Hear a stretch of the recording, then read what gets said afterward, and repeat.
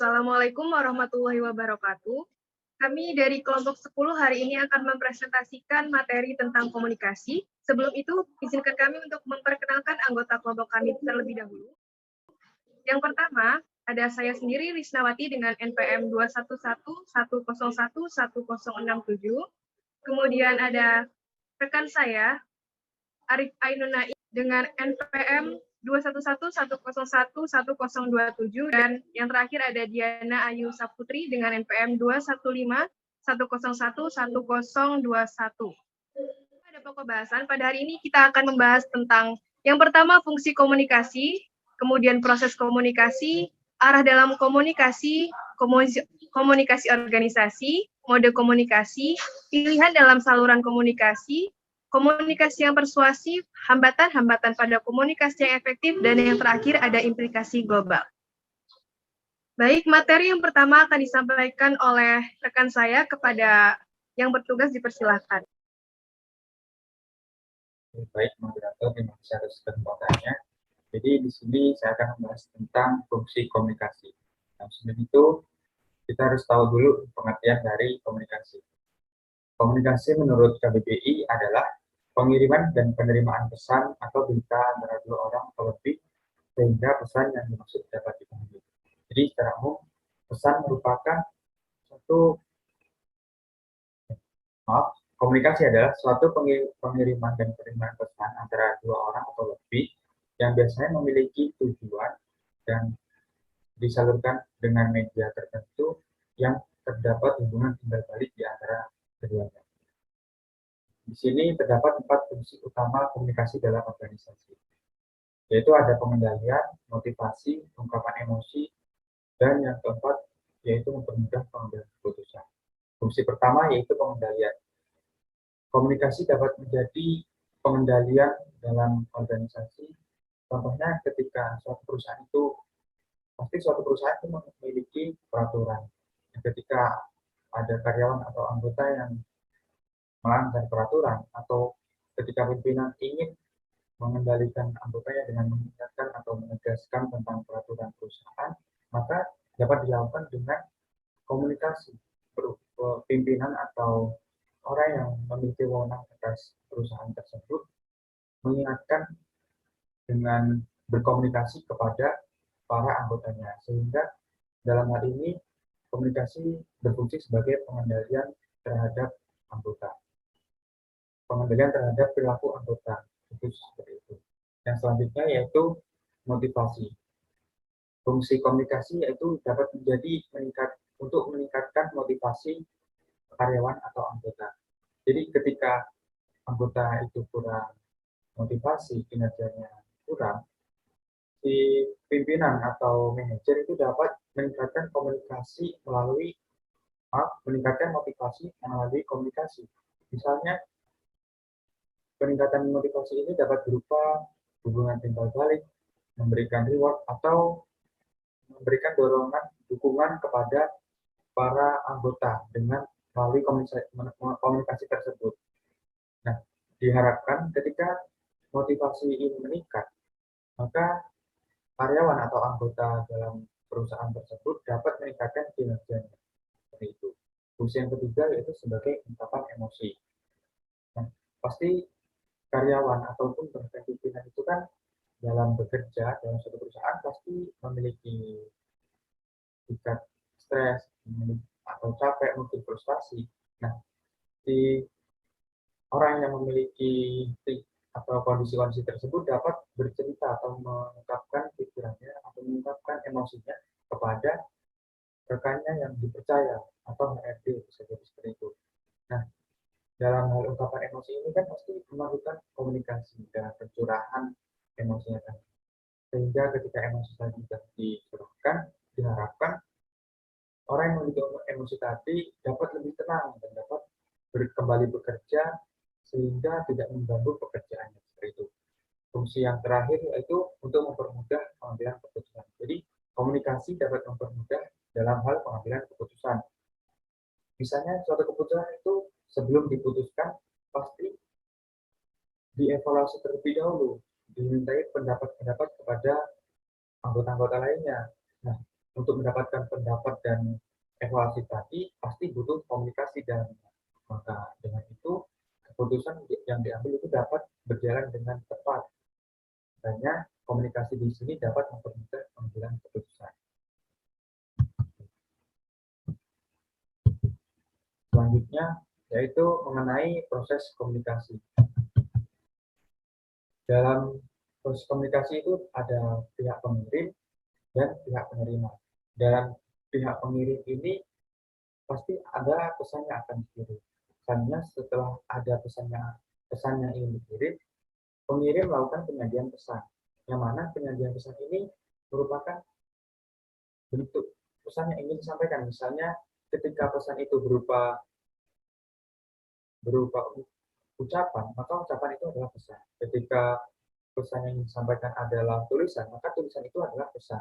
Dan ketika pesan itu berupa isyarat, maka isyarat atau gerakan itu dapat dikatakan sebagai pesan.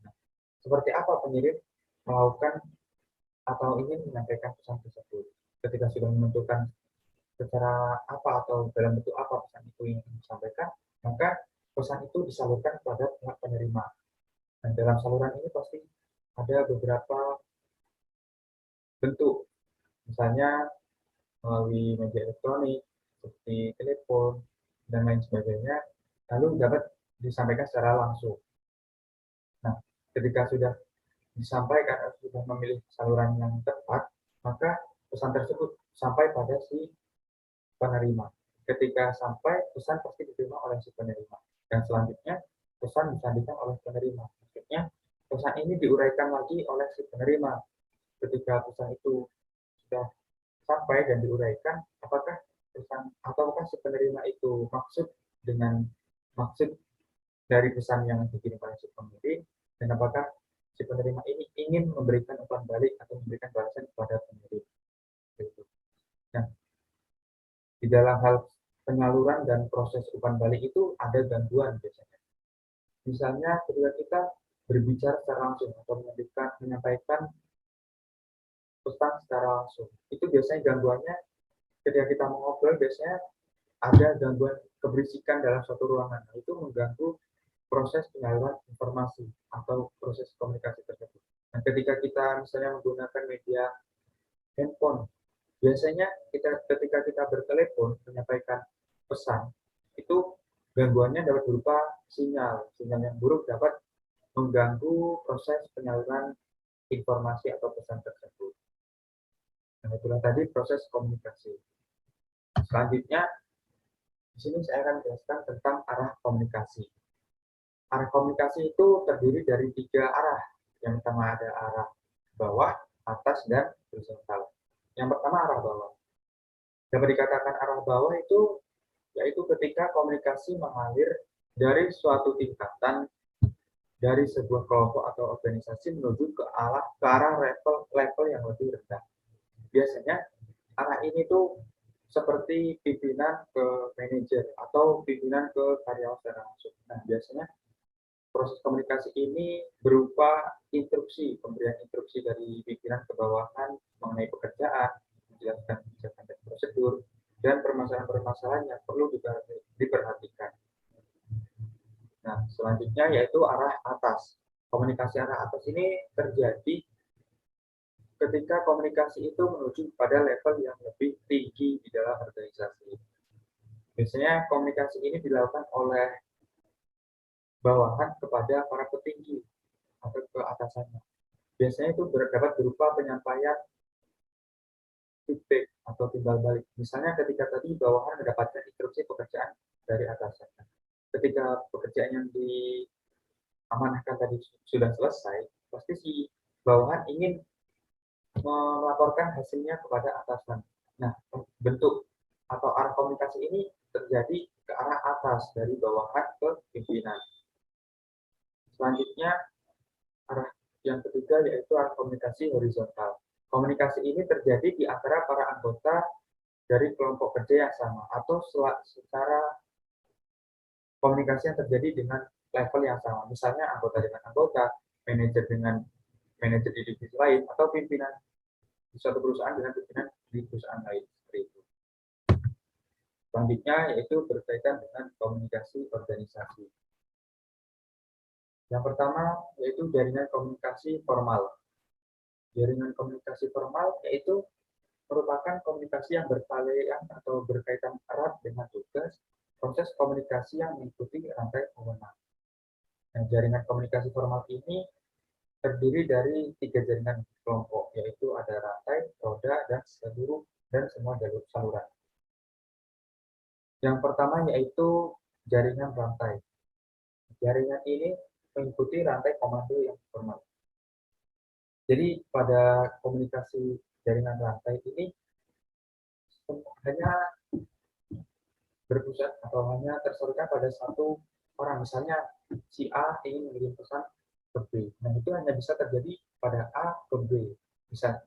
Begitu juga sebaliknya. B hanya bisa mengirimkan pesan kepada si C dan seterusnya. Jadi ada arah seperti rantai. Selanjutnya yaitu jaringan roda. Jaringan ini tuh menggandakan pada pimpinan untuk semua komunikasi kelompok. Jadi pada jaringan roda ini fokusnya hanya ke pimpinan.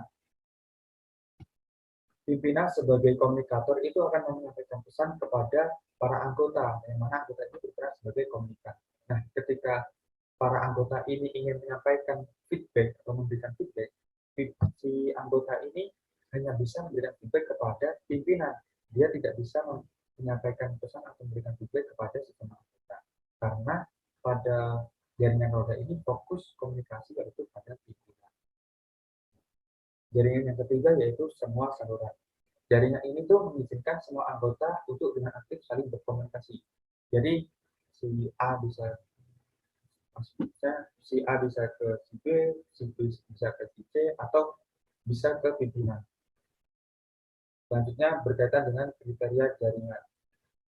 Di sini dalam jaringan rantai, kriterianya dari hal kecepatan, dia itu sedang. Dalam hal keakuratan, yaitu tinggi. Dalam hal mungkinnya seorang pemimpin, yaitu sedang, dan kekuasaan anggota dalam jaringan rantai itu sedang. Selanjutnya jaringan roda. Jaringan roda dalam hal kecepatan yaitu cepat, dalam hal keakuratan tinggi, dalam hal munculnya seorang pemimpin tinggi, dan dalam hal kekuasaan anggota rendah. Dan yang dalam jaringan seluruh saluran itu dalam hal kecepatan cepat, dalam keakuratan sedang, dan dalam munculnya seorang pemimpin itu tidak ada, karena dia bisa saling berkomunikasi ke seluruh arah, jadi tidak ada yang menjadi komando seperti itu. Sehingga munculnya seorang pemimpin itu hampir tidak ada. Selanjutnya kepuasan anggota dalam jaringan saluran itu tinggi, karena semua orang dalam anggota tersebut dalam organisasi tersebut itu dapat berkomunikasi secara aktif, sehingga memiliki kepuasan anggota yang tinggi. Selanjutnya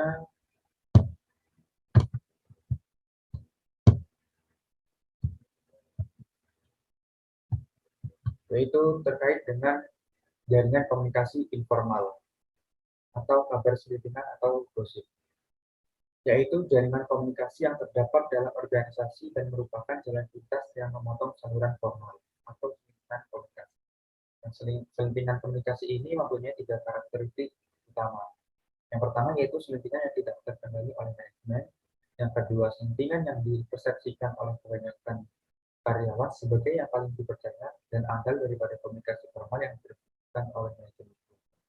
Dan yang ketiga yaitu selintingan yang sebagian besar digunakan untuk melayani kepentingan sendiri dengan orang-orang di dalamnya. Untuk materi selanjutnya mengenai mode komunikasi, saya kembalikan kepada moderator. Baik, terima kasih Arif atas materi yang telah dipaparkan. Untuk materi yang selanjutnya akan saya sampaikan sendiri, yaitu tentang model komunikasi. Jadi dalam model komunikasi ini ada tiga model yang dapat kita gunakan dalam berkomunikasi. Yang pertama yaitu komunikasi secara lisan. Komunikasi lisan ini adalah cara komunikasi yang paling sering dan paling umum kita gunakan. Nah, untuk komunikasi lisan ini akan lebih efektif apabila digunakan dalam skala kelompok komunikasi yang kecil. Karena ketika komunikasi lisan ini digunakan untuk audiens yang banyak, itu akan menimbulkan resiko tafsiran. Jadi beda orang, beda kepala, seperti itu. Kemudian yang kedua, komunikasi tertulis.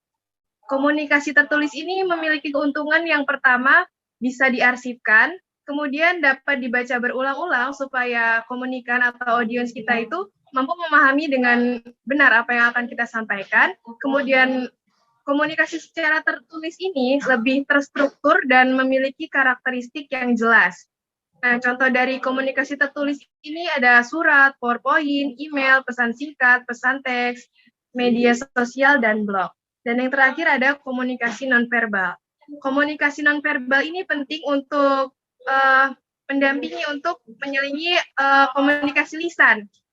Jadi komunikasi nonverbal ini dapat berupa ekspresi, intonasi, atau gerak-gerik kita saat kita sedang berbicara dengan komunikan. Next.